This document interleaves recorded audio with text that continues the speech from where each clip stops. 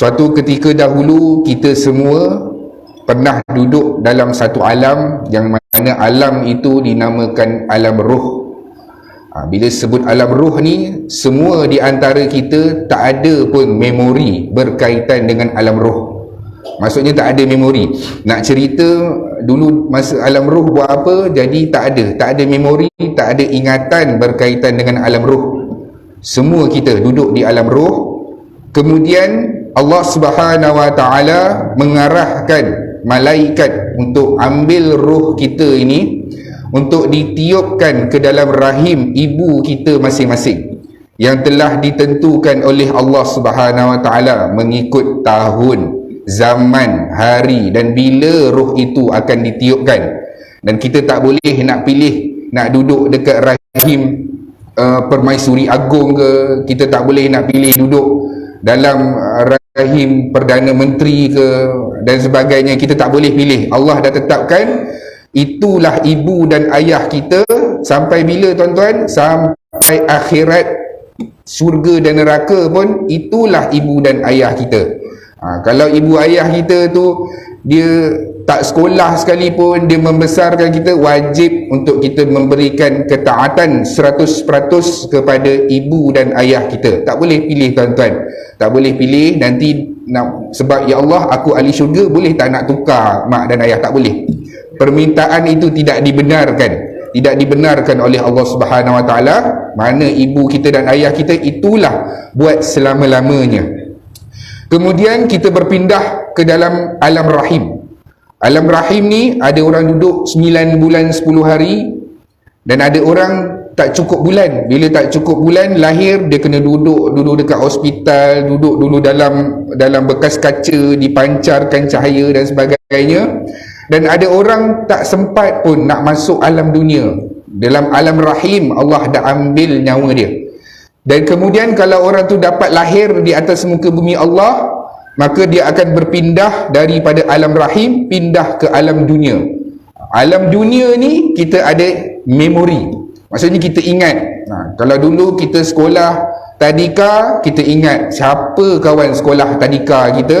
Dan dulu kecil-kecil dulu apa yang kita ingat, kita buat apa sampai mak dan ayah kita marah, kita akan ingat memori itu. Sebab apa? Dunia ni satu alam yang akan diberikan ingatan dan memori oleh Allah Subhanahu Wa Taala, di mana apabila di alam dunia ni ada orang Allah takdirkan dia hidup sampai umur 60. Ada orang Allah takdirkan dia hidup sampai umur 16 tahun SPM.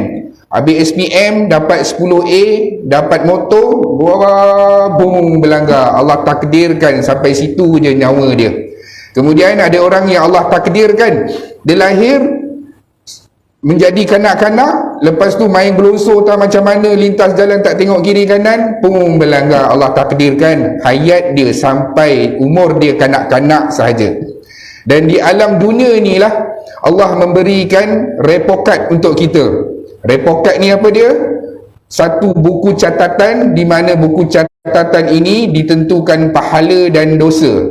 Pahala dan dosa yang sama ada kita buat di atas muka bumi ini, sama ada ketaatan ataupun maksiat kita kepada Allah Subhanahu Wa Taala, Allah akan arahkan malaikat untuk catat tiap saat dan detik apa yang kita buat. Satu hari nanti apabila kita dihadapkan di hadapan Allah, kita tengok buku catatan kita, terbeliak biji mata kita. Sebab apa? Ini pun Allah tulis, itu pun Allah tulis, aku buat benda ni pun Allah tulis. Bayangkan tuan-tuan, semua amalan kebaikan sebiji zarah sekalipun Allah akan catat dalam buku amalan kita. Selesai kita duduk dalam alam dunia, berpindah ke alam yang seterusnya, iaitu alam barzah. Barzah ini satu alam yang mana dah tak ada dah, buku repokat dah tutup. Buku repokat dah tutup, dah tak ada dah namanya ibadah kepada kita. Dia dalam barzah ini adalah hari untuk kita dibalas, disoal oleh para malaikat. Dia adalah satu tempat di mana kalau orang itu husnul khatimah, dia akan duduk di dalam di dalam kubur dia dan kubur dia menjadi taman-taman syurga. Dia dua tempat saja, taman-taman syurga ataupun satu lagi tempat sama ada menjadi lubang-lubang neraka. Belum neraka lagi, baru lubang neraka. Belum syurga lagi, baru taman-taman syurga. Sampai bila? Sampailah Allah bangkitkan kita nanti kiamat, lalu kita akan dihadapkan semua ni siapa? Daripada manusia, jin, iblis, haiwan, kesemuanya akan dibangkitkan daripada zaman Nabi Adam sampailah zaman Zaman yang kiamat itu. Lahirnya budak itu sebab apa?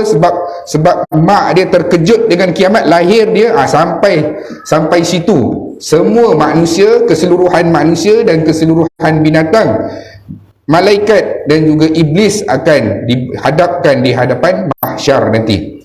Itulah kehidupan kita punya, aturan kita, perjalanan hidup kita.